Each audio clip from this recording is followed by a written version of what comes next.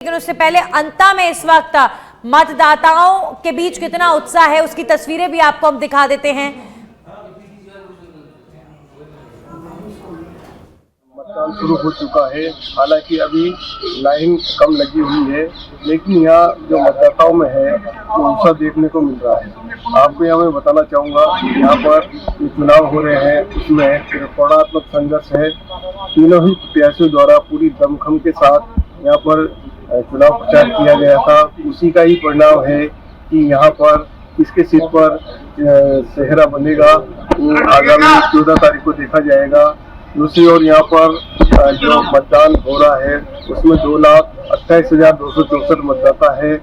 इसके लिए 268 मतदान केंद्र बनाए गए हैं। दूसरी ओर सुरक्षा के दृष्टिकोण से पूरा जाब्ता यहाँ पर तैनात किया गया है। जगह जगह जहाँ मतदान दल है वहाँ पर पुलिस के जवान तैनात किए गए हैं। विधानसभा क्षेत्र में खड़े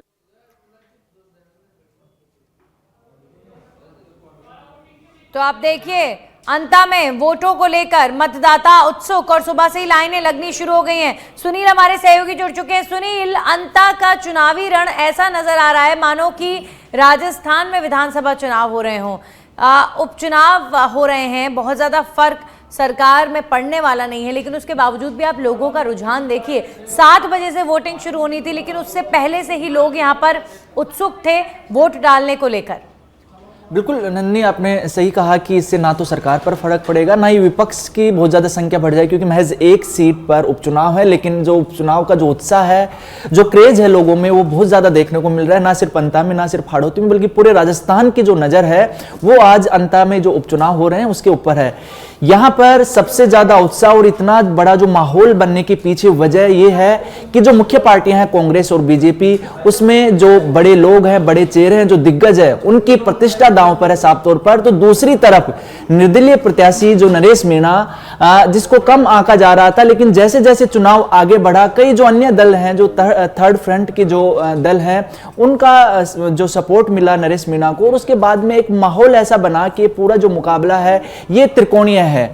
अब अगर बात करें कि इतना उत्साह क्यों है, तो देखिए नंदिनी, साफ तौर पर जो हाड़ौती में आता है, अंता 12 का जो अंता विधानसभा है, हाड़ौती है, वो पूर्व मुख्यमंत्री वसुंधरा राजे का गढ़ है। और थोड़ा पीछे जाएं आप, देखिए कि किस तरह से जब टिकट की बारी आई तो भाजपा को कितना मंथन करना पड़ रहा था। बीजेपी ऑफिस से लेकर वसुंधरा राजे के आवास तक कितनी मीटिंग्स हुई थी, कितने आला नेता आपस में मान मनोहार का एक दौर चल रहा। तो इससे ये साफ तौर पर था कि बीजेपी ये मौका नहीं खोना चाहती थी। इसी वजह से तमाम नेता, बेशक राजनीति में जो बड़े चेहरे हैं उनके बीच में आपसी मतभेद की खबरें आती रहती हैं, लेकिन इस उपचुनाव से पहले तमाम जो दिग्गज है बीजेपी की, वो एकजुट होकर एक सामान्य प्रत्याशी है मोरपाल सुमन को मैदान में उतारा।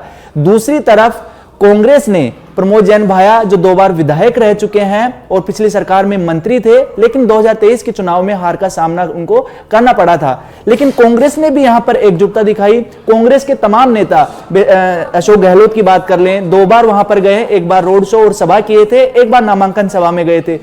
सचिन पायलट वहां पर जा चुके हैं, पीसीसी चीफ डोटासरा, और नेता प्रतिपक्ष टीकाराम जूली तो वहां डेरा जमा लिए थे, 5-7 दिन वहां रुके थे। और छोटे कार्यकर्ताओं की, छोटे पदाधिकारियों की तो अब बात छोड़िए, सभी वहां पर जमे हुए थे। इसी तरह से बीजेपी के लोग भी वहां पर थे। तो ये कहा जा सकता है कि यही वजह रही कि जातीय समीकरण को देखते हुए भी जो वहां जातियों का जो बाहुल्य है, वो नेता भी वहां पर उतरे। तो सभी जातियों के जो मतदाता है वो उनको अट्रैक्ट करने की वहां पर कोशिश की गई, इसलिए भी ये चुनाव खास बन गया।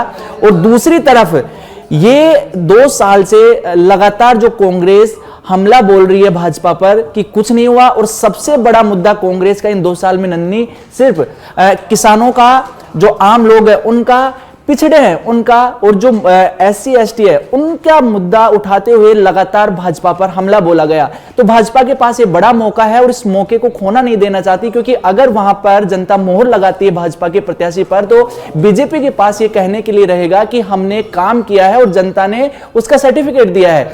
दूसरी तरफ जो कांग्रेस है उसके सामने सबसे बड़ी जो एक प्लस पॉइंट वो ये है कि 2023 में जिस कंवरलाल मीणा को जनता ने जीत दिलवाई थी, वो एक पुराने मामले में, पिस्टल तानने के मामले में उनको सजा हुई और उसके बाद बर्खास्त की हुई। तो इसको लेकर एक जो टैग लगाया गया वहां पर कि भाजपा में इस तरह का प्रत्याशी यहां से चुनाव लड़ा था, देखिए उनको सजा हुई है, अपराधियों को मैदान में उतारा गया है। और अब एक बार, क्योंकि ये चुनाव प्रचार में भी खासा देखा गया था नन्नी, कि अब एक बार फिर से लोगों के पास गलती सुधारने का मौका है, इसलिए आप कांग्रेस को वोट कीजिए।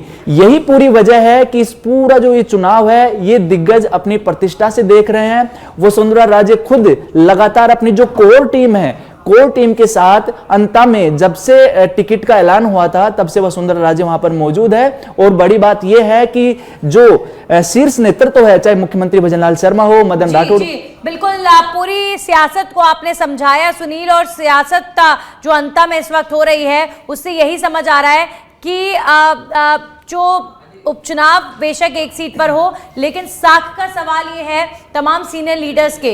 आप देखिए वसुंधरा राजे, जिनकी चॉइस के कैंडिडेट मोरपाल सुमन हैं, अगर वो जीतते हैं या वो हारते हैं तो उसमें जो क्रेडिबिलिटी वसुंधरा राजे की है अपने क्षेत्र में, कितना दबदबा उनका कायम है, उस पर भी मोहर लगेगी। दूसरी तरफ आप देखिए कि कांग्रेस पार्टी के जो कैंडिडेट है प्रमोद जैन भाया, वो अपने आप में सीनियर लीडर हैं, साथ साथ उसके बावजूद भी टीकाराम जूली हो, गोविंद सिंह डोटासरा हो, अशोक गहलोत हो, सचिन पायलट हो, सब एक्टिव नजर आए।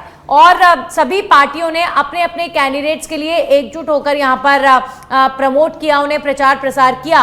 और एक और खास बात सुनील, जब ये इलेक्शन के प्रचार प्रसार हो रहे थे और वसुंधरा राजे जिस तरीके से काफी एक्टिव थी, क्योंकि उनके वर्चस्व वाला ये क्षेत्र है, दुष्यंत सिंह बहुत एक्टिव रहे, तो ऐसा कहा जा रहा था कि सीएम साहब क्यों नहीं आ रहे, क्या सीएम साहब इन चुनावों से दूरी बना रहे। लेकिन उसके बाद जिस तरह रोड शो हुआ बीजेपी का, और उसमें जो जनता का सपोर्ट या बीजेपी के समर्थकों का उत्साह कह लीजिए, जो उन रोड शोज में दिखा, सीएम भजनलाल शर्मा और वसुंधरा राजे का एक वाहन में बैठकर प्रमोट करना कैंडिडेट को, तो ये बीजेपी की तारीफ कहें कि अगर कोई मानकर चलिए मतभेद होगा भी, तो ऐसे समय पर नजर नहीं आता, सब एकजुट हो जाते हैं।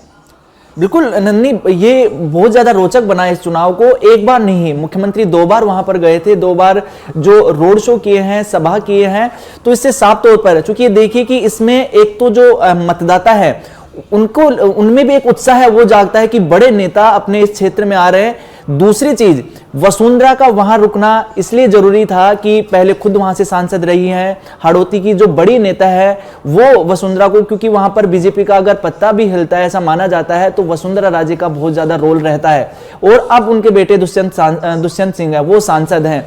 दूसरी तरफ भजनलाल शर्मा, जो जिनका जिक्र हो रहा था, लेकिन नहीं जाना ये एक महज जो पॉलिटिकल स्टंट था, लेकिन बड़ी बात ये थी कि वसुंधरा वहां पर मौजूद थी और जो मुख्यमंत्री है वो यहां बैठे बैठे पूरी तमाम रणनीति बना रहे थे, क्योंकि जो मतभेद हैं वो तो तभी खत्म हो गए थे जब वसुंधरा राजे से बातचीत शुरू हो गई थी भाजपा के तमाम नेताओं की, और एक जो नाम का ऐलान सहमति के साथ मोरपाल सुमन के नाम का ऐलान हुआ था, तभी से तय हो गया था कि पूरे जो चुनाव है इसमें बीजेपी एकजुट होकर चुनाव लड़ेगी। ऐसी ही तस्वीर हमने देखी। अब इसीलिए बीजेपी के लिए खास बात, और बीजेपी में उत्साह भी इसीलिए है, कॉन्फिडेंट भी बीजेपी इसीलिए नजर आ रही है